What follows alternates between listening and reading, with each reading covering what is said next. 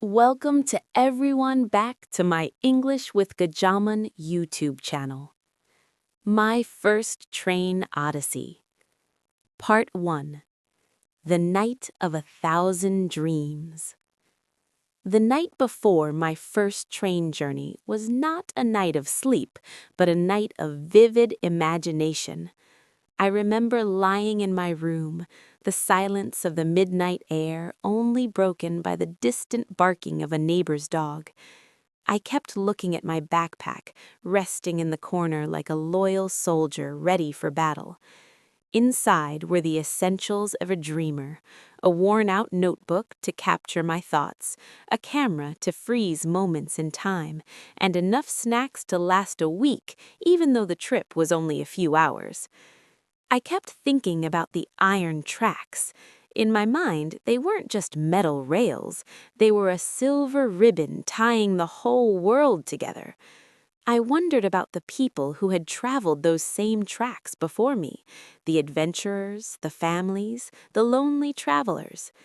My mother had told me stories about how the mountain air smells different when you're hanging by the train door, a mix of damp earth and wild eucalyptus.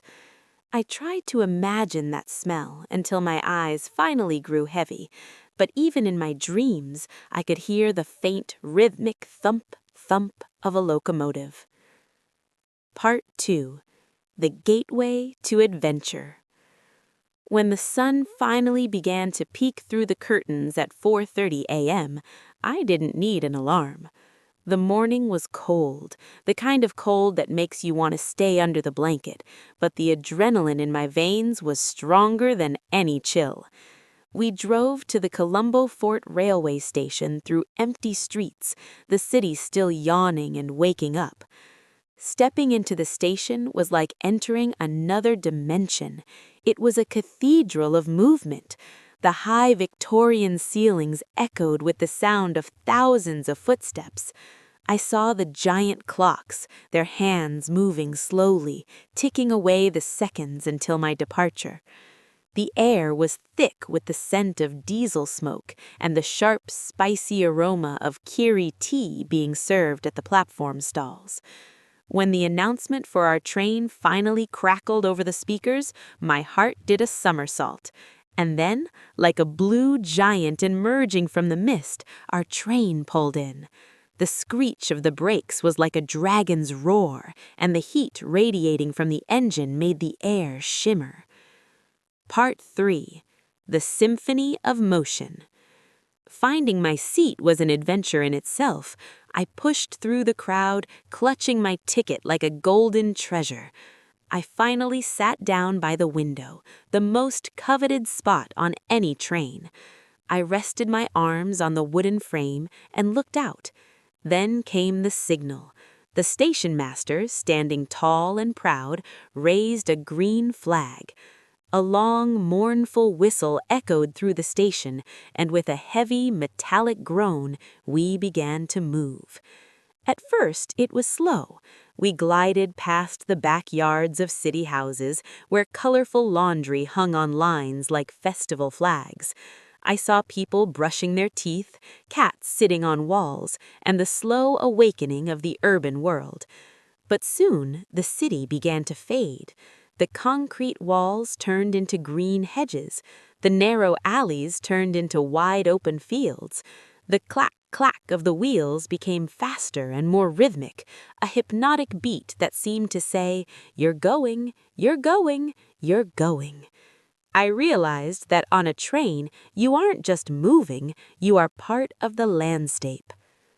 Part 4. The Kingdom of the Clouds. As we moved further inland, the terrain began to change. The flatlands were gone, replaced by rolling hills that soon turned into towering mountains. The train began its slow, majestic climb. This was the part I had been waiting for. We entered the first tunnel, and suddenly the world vanished into absolute darkness. For a moment, all I could hear was the roar of the engine echoing off the tunnel walls. Then we burst out into the light, and the view took my breath away. Below us was a valley so deep it looked like it belonged in a fantasy novel. Thin white waterfalls draped over the rocks like silk curtains. The tea estates were everywhere, a sea of emerald green that followed the curves of the mountains. I stood by the open door, gripping the cold metal handle, and let the wind whip through my hair. The air was now biting cold and smelled of pine trees and rain. I saw tea pluckers, their bright saris standing out against the green, and they looked up to wave. In that moment, I felt a connection to everyone and everything outside that window. Part 5. The Lesson of the Iron Road. Inside the carriage, the atmosphere was just as beautiful as the scenery outside. An old man sitting across from me noticed my wide-eyed wonder and smiled. He told me he had been taking this same train for 40 years, yet he still looked out the window every time. He shared a piece of ginger biscuit with me, and we talked about nothing and everything. A group of students started a song in the next compartment, their drums beating in time with the train's rhythm. As the journey neared its end and the sun began to dip below the mountain peaks, painting the sky in shades of violet and gold, I felt a change within myself.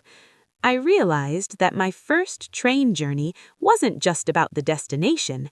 It was about the patience of the climb, the thrill of the tunnels, and the beauty of the slow, steady progress. When I finally stepped off the train onto the quiet mountain platform, the silence felt heavy. I looked back at the blue carriages one last time. I was a different person than the one who had boarded in the city. The tracks had led me not just to a new place, but to a new way of seeing the world.